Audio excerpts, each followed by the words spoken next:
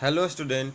इस वीडियो में हम बात करेंगे क्लास नाइन्थ का साइंस का second chapter that is matter around us pure. So let us start with the meaning of the word pure. What is the meaning of word pure in English?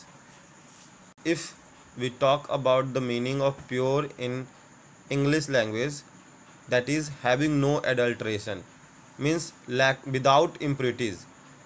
यानी कि कहने का मतलब क्या हुआ, pure का मतलब होता है बिना इम्प्योरिटीज़ का, बिना एडल्ट्रेशन का, यानी नो सब्सटेंसेस, दो मिक्स नहीं होंगे ना, उसी को हम क्या बोलेंगे, प्योर, शुद्ध। But in case of science, अगर हम साइंस की अगर बात करें तो साइंस में इसका मीनिंग जो होता है वो चेंज हो जाता है।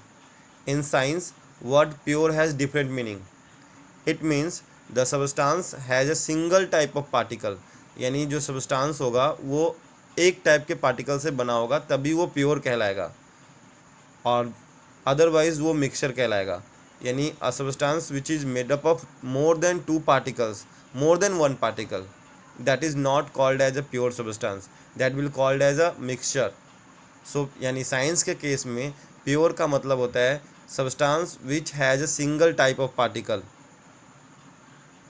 जैसे take an example, a glass of water may look pure as it does not have dirt in it, but actually it is not pure because it is a mixture of water as well as different types of minerals and microorganism in it।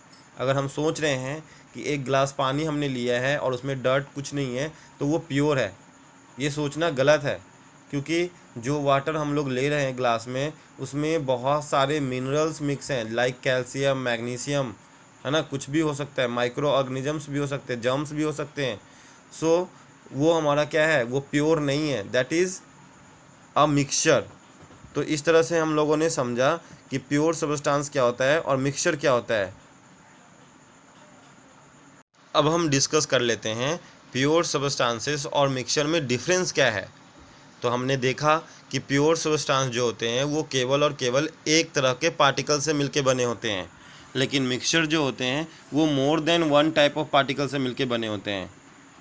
कुछ example देख लेते हैं।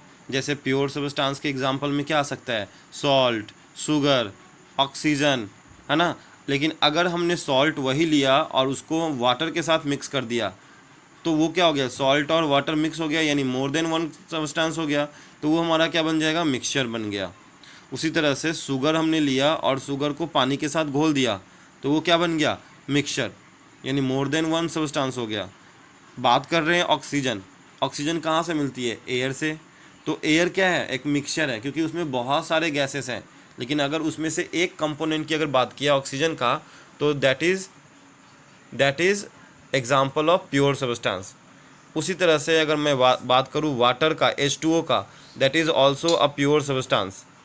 लेकिन अगर हम लोग सी water की बात करते हैं, वाटर हमने बात किया H2O, that is pure, but अगर हम लोग सी वाटर की बात कर लेते हैं तो सी वाटर क्या है, एक मिक्सचर है ना, बिकॉज वो वाटर है, उसमें बहुत सारे सॉल्ट्स हैं, बहुत सारे मिनरल्स हैं, बहुत सारे माइक्रो ऑर्गेनिज्म हैं, that is why sea water is a mixture. whereas H2O is a compound, so it is a pure. We will discuss about compound and element and everything in next video, but in this video we have discussed that pure substance and mixture, है ना, what is the difference from between both. So last point is they can be further classified into element and compound। जो pure substance हैं वो compound और element के form में यानी classify किया जा सकता है, बट मिक्सचर को होमोजीनस मिक्सचर और हेट्रोजीनस मिक्सचर के फॉर्म में क्लासीफाई किया जा सकता है। अब हम बात कर लेते हैं what are the different types of pure substances, यानी प्योर सब्सटेंसेस के कितने टाइप्स हैं, है ना, किस टाइप के प्योर सब्सटेंस होते हैं। तो केमिकल कम्बिनेशन के according, on the basis of their chemical combination, substance, pure जो सब्सटेंस हैं वो दो भागों में बांटा जाता है ना, they are classified into two categories, that is elements and compounds.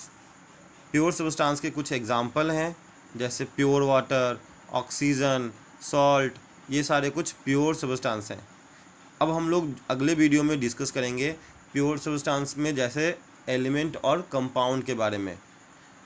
अगर वीडियो आपको ये पसंद आता है तो लाइक करें, सब्सक्राइब करें एंड शेयर करें। Thank you.